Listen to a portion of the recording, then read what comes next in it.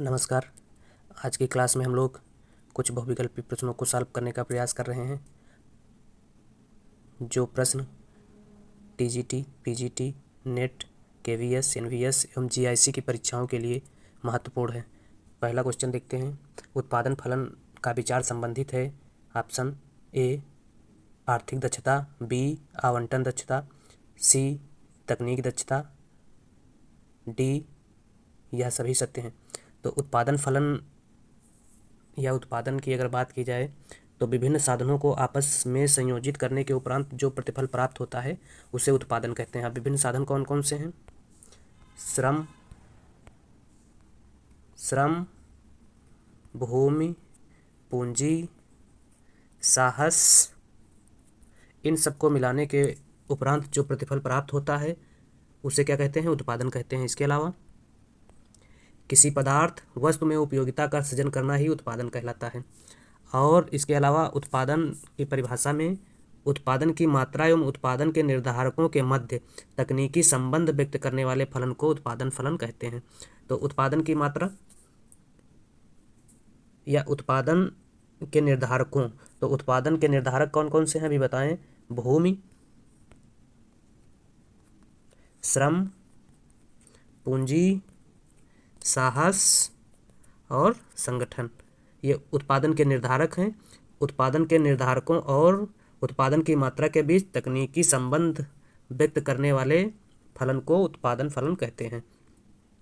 या कह सकते हैं आश्रित चर एवं स्वतंत्र चरों के बीच पाए जाने वाले तकनीकी संबंध को क्या कहते हैं? उत्पादन फलन कहते हैं। तो इस प्रकार से इसका आंसर क्या हो जाएगा? उत्पादन फलन का विचार संबंधित है तकनीकी दक्षता से। एक का सही होगा सी। बी 2 नंबर देखते हैं। किसी फर्म का खंड समबिंदु व्यक्त करता है फर्म के ए अधिकतम लाभ की स्थिति को, बी अधिकतम उत्पादन की स्थिति को, सी शून्य लाभ की स्थिति को, डी न्यूनतम लाभ की स्थिति को। तो किसी फर्म का खंड समबिंदु जो है अधिकतम शून्य लाभ की स्थिति को व्यक्त करता है। 2 का सही हो जाएगा सी।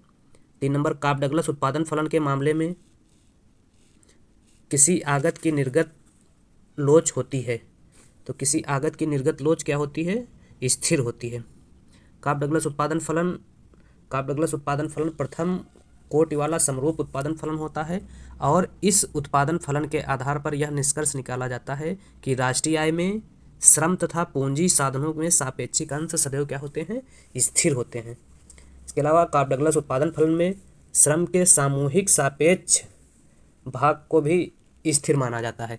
और उत्पादन फलन रेखीय समरूप होता है। और उत्पादन फलन क्या होता है? पैमाने के स्थिर प्रतिफल को व्यक्त करता है।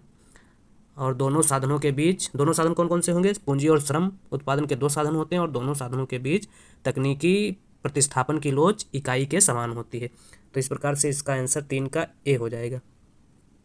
अगला 4 नंबर। सीमांत उत्पादकता सिद्धांत से संबंधित अर्थशास्त्री हैं ए हिक्स, बी मार्शल, सी वालरा, डी उपयुक्त सभी। तो सीमांत उत्पादकता सिद्धांत से संबंधित अर्थशास्त्री सभी अर्थशास्त्री हैं इनमें से। डी सही होगा।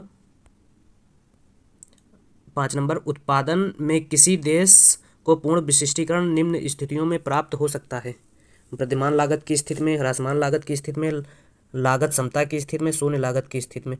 तो लागत समता की स्थिति में किसी देश को क्या होता है? उत्पादन में पूर्ण विशिष्टीकरण प्राप्त होता है। तो 5 का सी सही हो जाएगा। 6 परा उत्पादन फलन का संबंध उत्पादन की किस अवधि से है? तो परा उत्पादन फलन का संबंध उत्पादन की अति दीर्घ अवधि से है। 6 का ए सही होगा।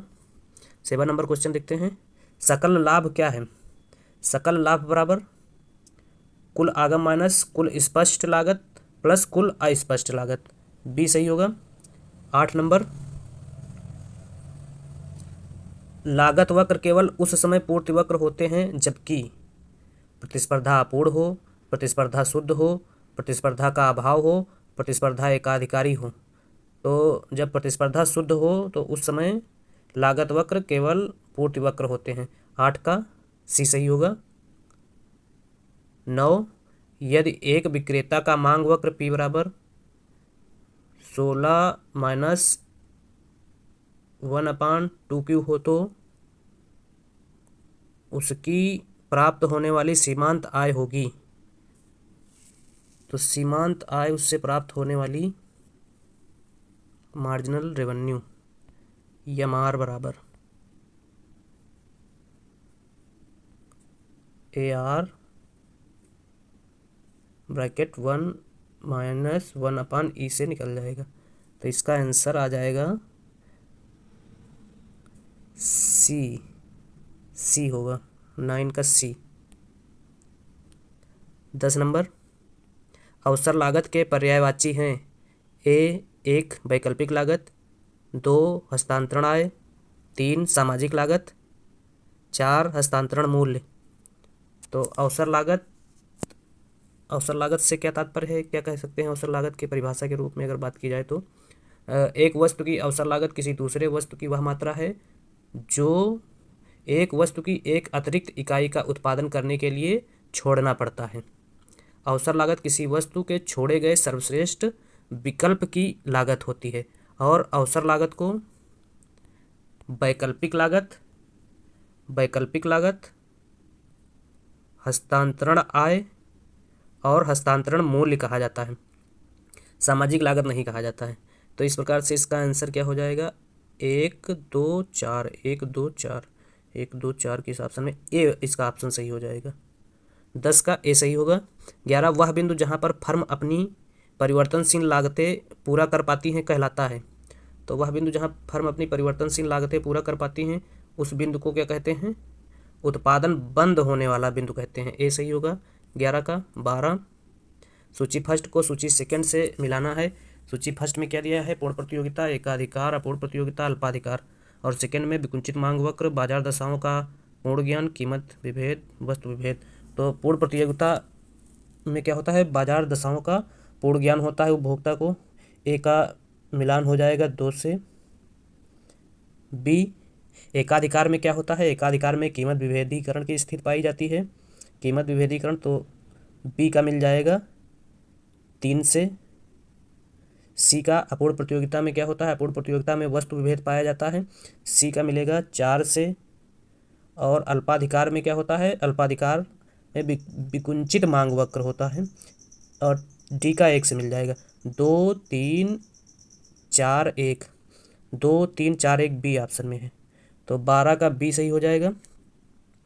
13 सीमांत आगम एवं मांग की कीमत लोच के संबंध को शुद्ध रूप में दर्शाता है। कौन सा सूत्र इसमें, कीमत आगम एवं मांग की लोच का सूत्र सही है। तो कीमत आगम एवं मांग की लोच का सूत्र इसमें ए टी सही है। इसके कई सूत्र होते हैं, देख लेते हैं सब सूत्र। मांग की लोच ई डी बराबर AR बटे AR माइनस MR, एक तो ये सूत्र हो जाएगा। दूसरा AR बराबर MR E/E-1 हो जाएगा एक। फिर एक MR बराबर AR ब्रैकेट 1 - 1/E हो जाएगा।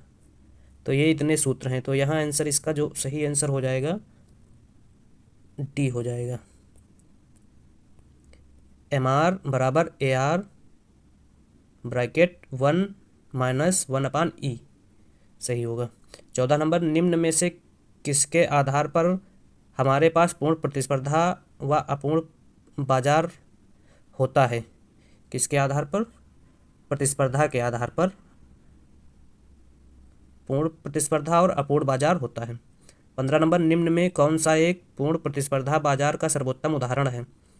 तो पूर्ण ए कृषि, बी मृदुपेय, सी हीरे, डी एथलेटिक।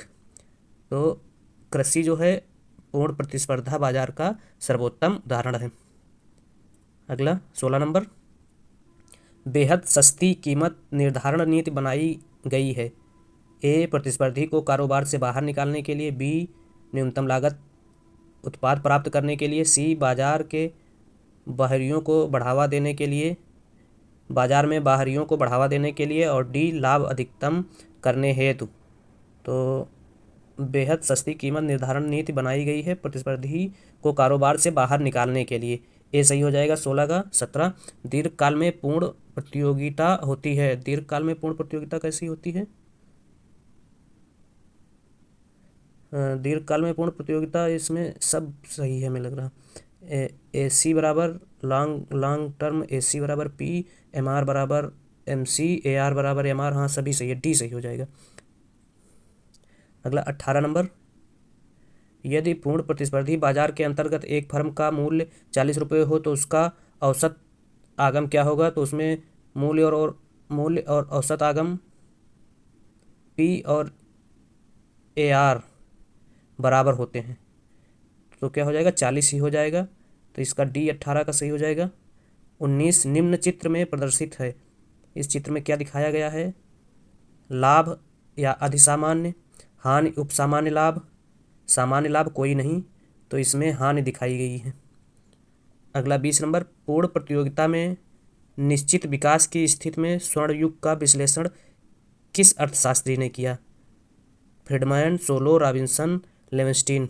तो पूर्ण प्रतियोगिता में निश्चित विकास के मॉडल में स्वर्ण युग का विश्लेषण रॉबिन्सन ने किया था। 20 का सी सही हो जाएगा। 21 पीगू फर्म प्रतिनिधि फर्म का विचार किसने दिया? ए पीगू, बी कीन्स, सी फिशर, डी मार्शल। तो प्रतिनिधि फर्म का विचार जो है मार्शल ने दिया था, डी सही हो जाएगा। एमपीएस, तो गुणक का मूल्य क्या होगा? ए बटे एमपीएस, तो इसको काटने पर गुणक का मूल्य क्या हो जाएगा? 22। बी 2.5 हो जाएगा। मुद्रास्फीति की तुलना डाकू से की जानी चाहिए कथन है, किसने कहा है? मुद्रास्फीति की तुलना डाकू से की जानी चाहिए, इनमें कोई नहीं ऑप्शन है। मुद्रास्फीति की तुलना जो है डाकू से वकील एवं ब्रह्मानंद ने की थी, तो यह ऑप्शन में नहीं है। इस प्रकार से इसका डी सही हो जाएगा। इस प्रकार से आज के वीडियो में हम लोगों ने 23 बहुविकल्पीय प्रश्नों को सॉल्व किया।